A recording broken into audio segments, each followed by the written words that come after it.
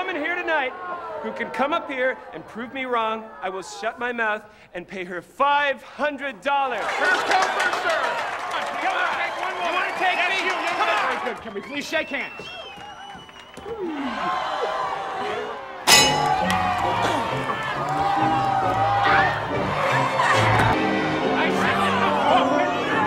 You will be getting a second warning call. That is it. The winner and still undisputed intergender wrestling champion of the world. I am the winner! I've got the brains!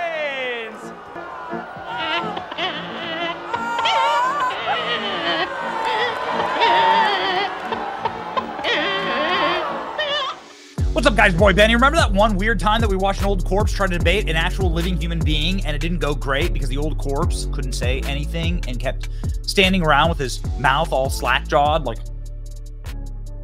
sleeping, and then said he was going to go defeat healthcare? Yeah.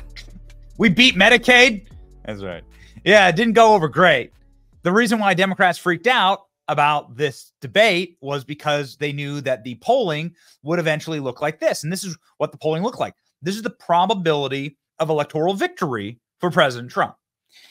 This is President Trump defeating Joe Biden by 30 plus points in the probability of being elected. This is a poll. This is a poll that's done by a very famous pollster. His name is Nate Silver. He's arguably the most famous pollster in America. And what he does is he runs mathematical algorithms in order to game theory all of the polls, hundreds of polls actually, in all of the states, and then create an algorithmic electoral college predictability game theory, right? And so here is what that looked like at the very end of Joe Biden. Joe Biden dropped out after this. 33% chance for Biden to win, 65% chance for Joe Biden to win. And they sent him down the river, right? Sent him down the river. This, ladies and gentlemen, is how bad it was for Joe Biden. Wait a second. What is that name? Oh, no. Oh, I'm so sorry. That's not Joe Biden. This is Kamala Harris.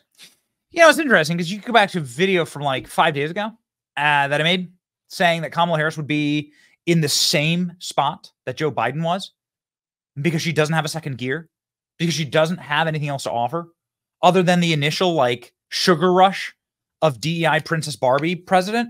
You don't have anything else substantial to give to the American people, and the American people are hurting. And now, just released Donald Trump back in the 60 percentiles and Kamala Harris back in the 30s. This is what I predicted, that she would be exactly where Biden was. And here we have it, ladies and gentlemen. Nate Silver sounding off on this, saying one of the reasons I'm not super sympathetic to the complaints about the convention bounce stuff is that Harris is in fact on the decline in polls over the past couple of weeks in most of the key swing states. Nate Silver saying, you know, shut up. Trust the data. This is why you need to actually go read your data. Pretty amazing. This also like matches the Rasmussen reports numbers that show Kamala Harris flatlining here. Right? Like this is not a great heartbeat right here. Donald Trump skyrocketing. Huge windfalls for President Trump. Up 7 points in Polymarket here. 53-46. And then a massive drop in Democratic enthusiasm after the convention. That's never a good thing. That's the opposite of what should happen. Democrat enthusiasm. They actually see Kamala Harris say words, and then you chose wrong. Yeah. Top pollster finds Trump is gaining momentum. 58% chance of winning. Outdated headline. Nate Silver now saying, you know what? Trump has an over 60% chance of winning. Here's how this all breaks out in every single state. Pennsylvania, 61. Arizona, 73. North Carolina, 73. Georgia, 65. Trump, 57 in Nevada. Even in Michigan and Wisconsin, according to polls. Whew. Oh, man. Oh, boy. Even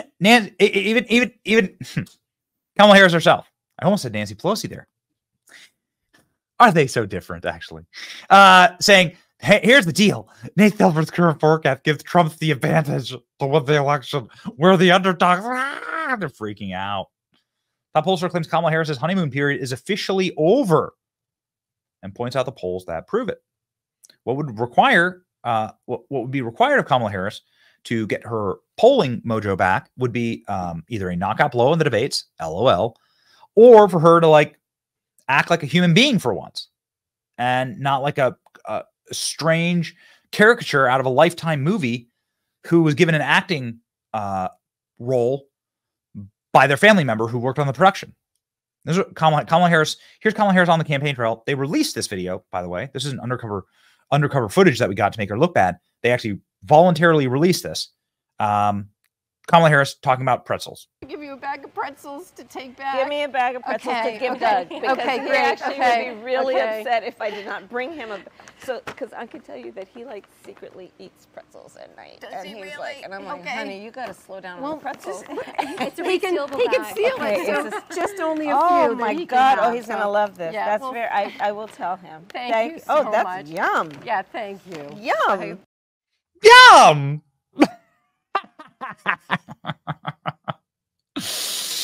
Donald Trump is live for like hours on end at major events in front of the press, in front of everyone, and Kamala Harris can't even have like a 10-second human interaction. The energy is on our side, man. The energy is on our side. Just one final thing: the Tucker Carlson tour, which is sort of bringing together all sides of our movement into one place, is just massive. He's just filling these massive arenas. Look at this. The second thing I think is you could fix it in about 20 minutes. With Bear Grylls. Bear Grylls sort of like appeared in Arizona, in Anaheim, shadows, and like said, would you like me to come and baptize you on the 28th of April? And I sort of went, yeah, but I meant no. I would not like you to come. This is Russell Brand, Vivek Ramaswamy, RFK. Robert F. Kennedy Jr. Listen to this. Listen to this. Libs have nothing like this. Libs have nothing like this.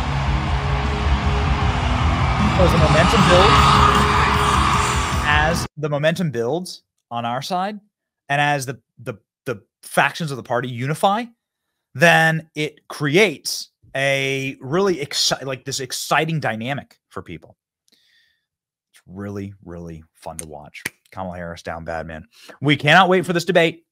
Ladies and gentlemen, Jesse Waters sort of covering the polling collapse. I thought the segment was great. Enjoy. If Trump performs well, race is over.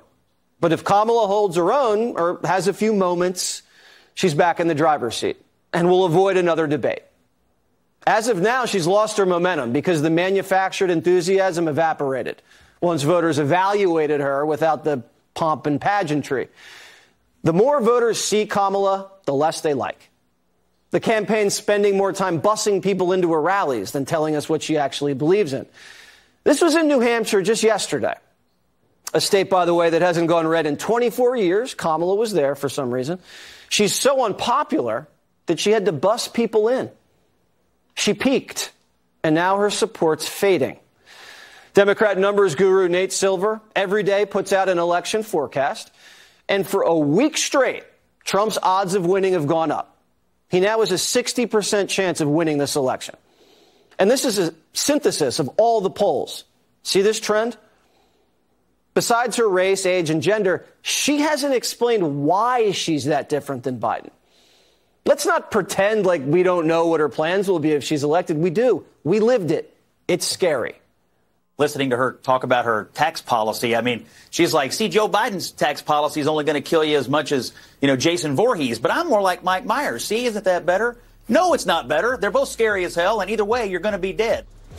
Kamala's not looking out for you. She's just focused on getting the job, not doing the job. If Kamala could do the job, she would have done it on the border and on the economy. Trump already knows how to do the job. He did it for how long?